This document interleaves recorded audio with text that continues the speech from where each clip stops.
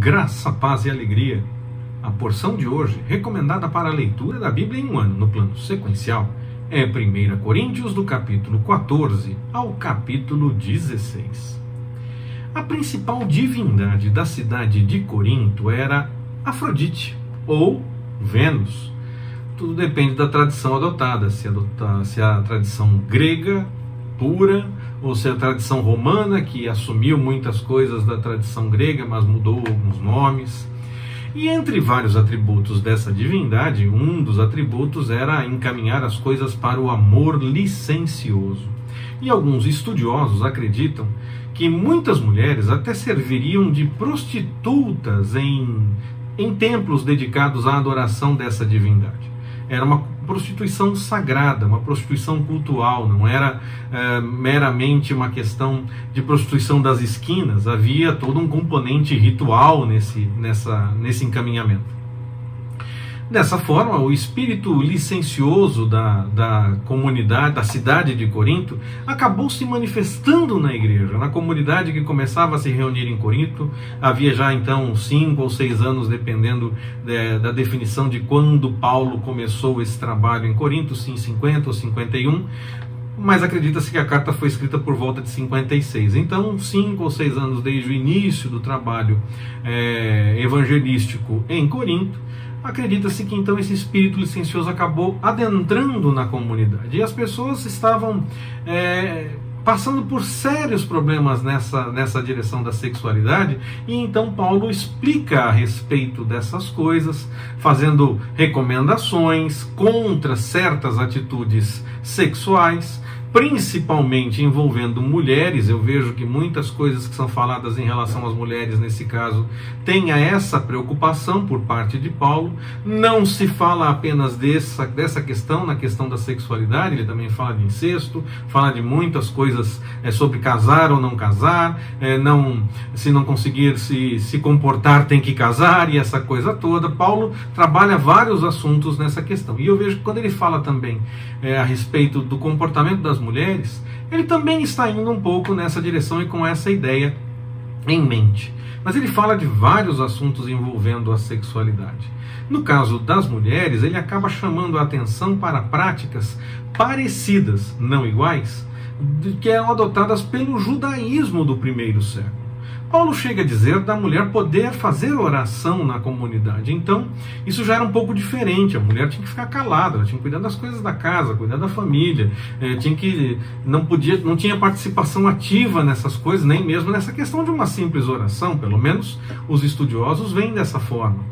E Paulo já faz algumas concessões. Por quê? Porque o cristianismo nasceu de uma forma diferente. Desde o ministério de Jesus, há a participação feminina, sim. Atos dos Apóstolos nos mostra isso com grandes informações, muitas informações, e nós vemos em outros textos do Novo Testamento que as mulheres faziam parte, sim, dos trabalhos da comunidade, estavam, sim, atuantes, muito mais atuantes do que as mulheres do judaísmo. Então, nós temos que levar em conta todo esse contexto, que havia uma condição diferente da mulher no cristianismo nascente. Mas em situações parecidas com essa de Corinto, onde havia essa questão da prostituição religiosa, e as mulheres poderiam até ser confundidas por conta desse desenvolver da sociedade nessa questão religiosa e pensando até em prostituição, então Paulo faz sim algumas recomendações pontuais, principalmente nessa carta aos Coríntios, mas também nós vemos em outros textos do Novo Testamento algumas outras recomendações também com relação a mulheres, mas eu entendo que elas estão dentro desse contexto. Nós não podemos jogar fora esse contexto, ou nós temos que jogar fora todo o ministério de Jesus, toda a participação das mulheres no ministério de Jesus, todos os textos de Atos dos Apóstolos que falam a respeito da participação feminina e outros textos mais do Novo Testamento. Nós temos que ou admitir que há uma contradição ou jogar essas informações todas fora. Na verdade, eu prefiro ir pelo caminho nem de jogar fora, nem de dizer que há contradição, e sim de observar que há uma situação específica nessa comunidade, e onde se faz parecida a informação com relação a essa questão social. Acredito que essa recomendação ela deva ser levada em conta, tanto que acontece em outros textos também. Mas ela não é parece que ela não parece ser uma recomendação definitiva e que deva ser adotada em todas as situações, senão nós temos uma contradição realmente. E aí nós temos que admitir ou a contradição ou anular todos os textos que falam a respeito da participação feminina. Então, eu vejo que na comunidade de Corinto, em outras comunidades poderia ter também isso, mas em Corinto acontece muito isso. Havia essas outras formas de espiritualidade que envolviam até prostituição religiosa. E as mulheres da comunidade de Corinto, elas cresceram nesse ambiente. E muitas, ou até viveram isso, ou sabiam disso, e se converteram depois, e passaram a fazer parte das reuniões cristãs. Nesse caso, essas mulheres já estariam acostumadas com essa forma licenciosa da própria cidade de agir, e outros homens ainda que também acostumados com isso, ou ainda aqueles que estavam apenas de passagem para fazer negócios na cidade e queriam aproveitar a situação, eles talvez envolvessem mulheres em práticas erradas. E o cristianismo queria mostrar que havia diferença. Então era necessário ter cuidado em situações assim para mostrar que não era para seguir pelo mesmo caminho dessas outras religiões, que o cristianismo era realmente diferente. Eu vejo que a recomendação em relação às mulheres na porção de hoje, ela caminha muito mais nessa direção. Não vou anular o ministério de Jesus, não vou anular os outros textos de Atos dos Apóstolos, onde a participação feminina é mostrada e demonstrada, não vou anular outros textos do Novo Testamento em que isso acontece também. Também não vou dizer que é uma contradição, porque em algum momento pode, em outro momento tem que só ficar calada. Eu vou entender que há, neste caso, um contexto específico em que havia uma situação para ser levada em conta. E onde ela se aplicar, ela deve sim ser levada em conta, mesmo nos nossos dias.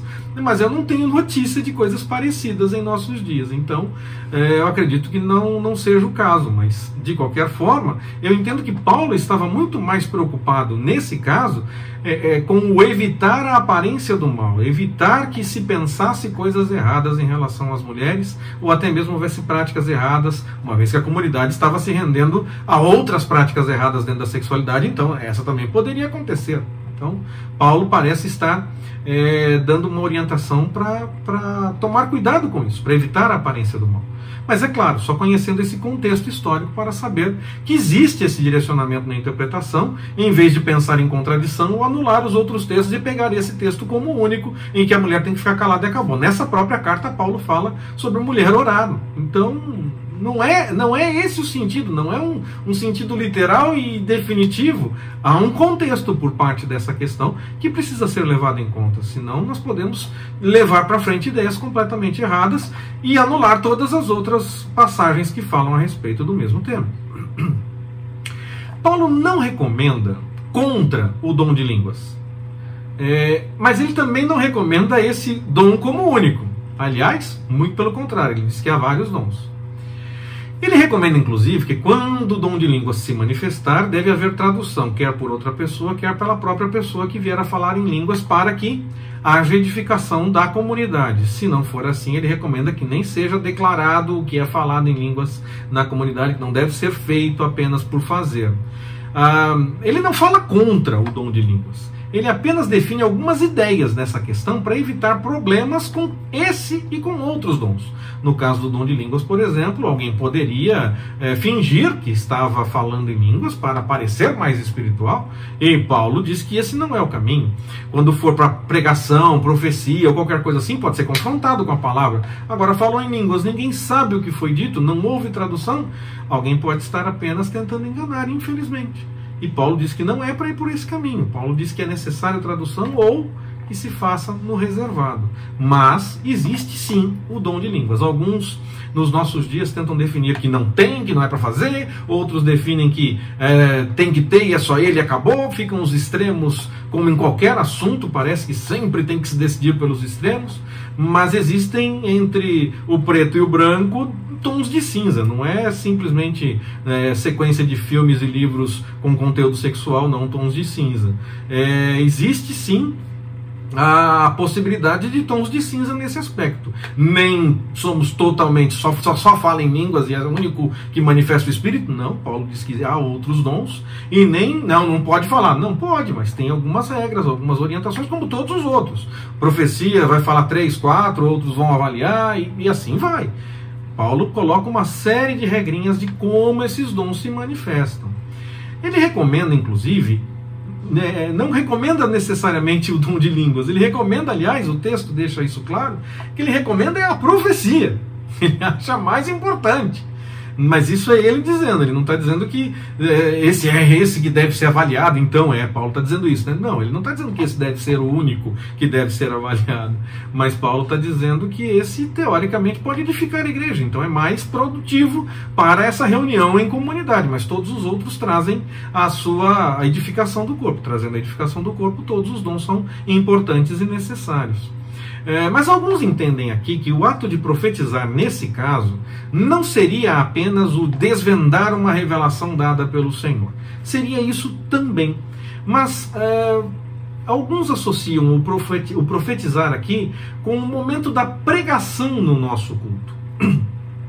Quando eles iam nas sinagogas, sempre a palavra era aberta a Paulo e aos seus companheiros de viagem, mesmo que não estivesse na ordem do dia, não estivesse no roteiro litúrgico do dia. Nós vemos isso, por exemplo, em Atos dos Apóstolos. Era franqueada a eles a palavra. Nas reuniões apenas cristãs acontecia a mesma coisa. Não tinha simplesmente um roteiro litúrgico que deveria ser seguido fielmente e abria-se a palavra para algumas poucas pessoas em alguns poucos momentos. Era possível, sim, ter uma participação maior. Havia uma liberdade maior de participação nesses cultos cristãos. Claro, havia também já havia, sim, alguma coisa nascente de um ritual, mas era muito mais livre nesse aspecto. E aí, é nesse ponto que se entende que o profetizar não seria apenas o desvendar coisas que o Senhor tenha revelado de forma específica para aquele momento, ou uma revelação de algo que está por acontecer, ou alguma correção que precisasse ser feita, algo nesse sentido. E sim a pregação, porque na verdade estava nascendo muitas vezes, o Espírito estava instruindo e tocando os corações para que pudessem entender os textos do que era conhecido como a Bíblia, que é o Antigo Testamento, e ter as revelações a partir de todo o encaminhamento que o Senhor estava dando na história a partir de Jesus.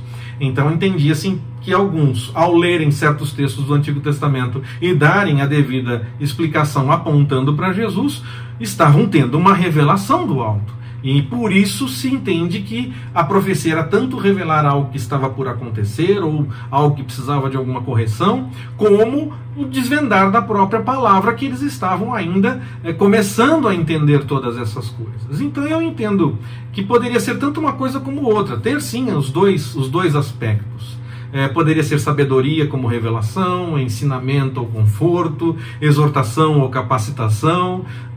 Poderia ter todas essas dimensões e mais algumas, tanto numa revelação completa de um assunto específico, como uma revelação dada a partir de um ensinamento da palavra em relação ao Antigo Testamento, agora apontando para Jesus. Esses conhecimentos sempre revelados pelo Senhor e dando o entendimento a partir do que o Espírito Santo estava revelando. Então, entendo sim que é possível que seja assim, dessas duas formas, o entendimento de profecia, quando Paulo está falando a respeito de profecia.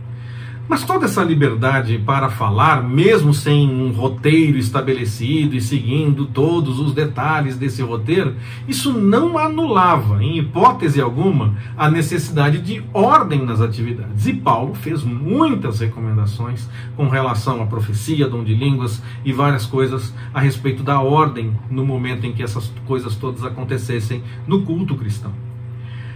O texto fala de um assunto que as pessoas dificilmente comentam. Fala sobre batismo por mortos. Um tema que não faz parte dos ensinos teológicos, mas que Paulo não disse no texto que era errado fazer. Ele apenas disse que aqueles que não acreditavam na ressurreição estavam se batizando por mortos à toa, porque se não há ressurreição, para que se batizar por mortos? Bom, eu não pretendo inaugurar um novo ramo da teologia com essa conversa, eu apenas preciso registrar que o texto tem isso sim, mas tem o meu entendimento, a forma como eu vejo essas coisas, aquilo que eu posso dizer de mim mesmo a respeito do que eu vejo desse texto. Mas é bom contextualizar essa ideia. Por que Paulo não diz simplesmente que isso é errado e acabou? Ele usa isso como exemplo para falar a respeito da ressurreição. O tema principal, quando ele fala disso, é questionar aqueles que não acreditam na ressurreição. não está falando que o tema principal é se batizar ou não se batizar por mortos, mas ele está dizendo que à toa, se faz isso à toa, para que fazem isso se não acreditam na ressurreição? Mas isso tem eco em algumas coisas, em algumas situações, sim. Por exemplo, em textos do livro de Macabeus, que a Igreja Católica assume ainda como textos do Antigo Testamento, mas que a Igreja Evangélica não assume, nem tanto por conta da questão histórica, porque pela questão histórica até os judeus gostam desses livros de Macabeus, mas não os têm como inspirados, apenas como livros de conhecimento histórico. Inclusive a festa dentro do judaísmo que tem como base o livro de Macabeus, então eles tinham conhecimento e até aceitavam de certa forma, mas como um livro mais comum e não um livro necessariamente inspirado, era um livro mais de história.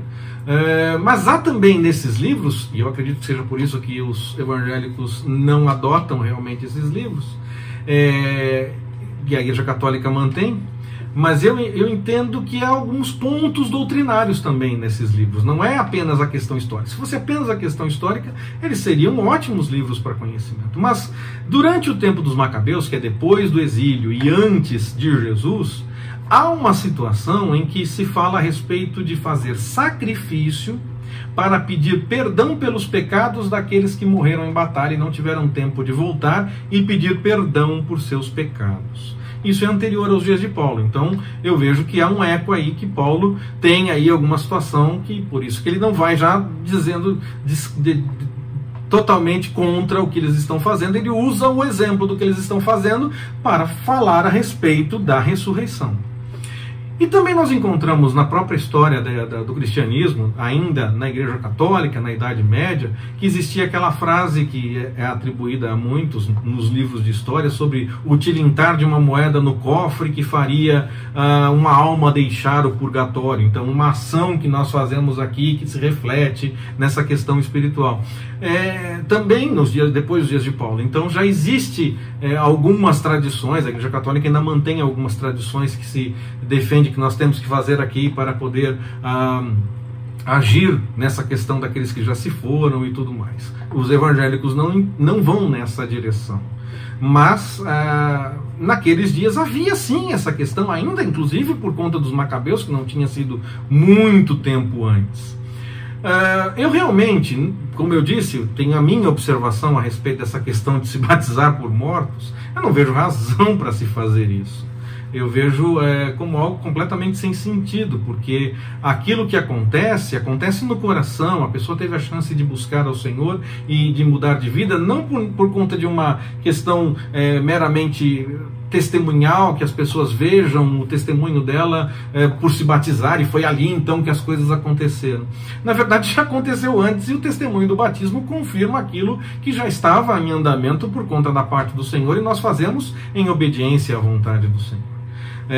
Então eu não vejo por que alguém vivo se batize por alguém morto. Mas Paulo não estava preocupado especificamente com isso, porque tinha essa questão da época de Macabeus, de oferecer sacrifício até por aqueles pecados dos que tinham morrido em batalha e não tiveram tempo de pedir perdão e oferecer sacrifício.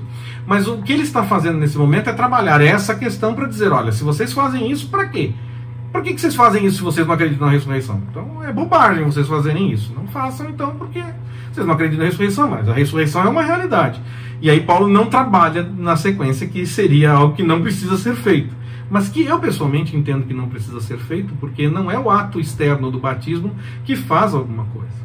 Eu até entendo, dentro daquela tradição onde crianças são batizadas, que os pais assumam um compromisso diante de Deus de educar a criança no caminho que deve andar, por isso então fazem o ato do batismo, mas aí então quando a criança cresce ela deve assumir que ela foi educada no caminho que ela devia andar e não quer se desviar dele de forma alguma e quer manter o compromisso assumido pelos pais quando faz a pública profissão de fé.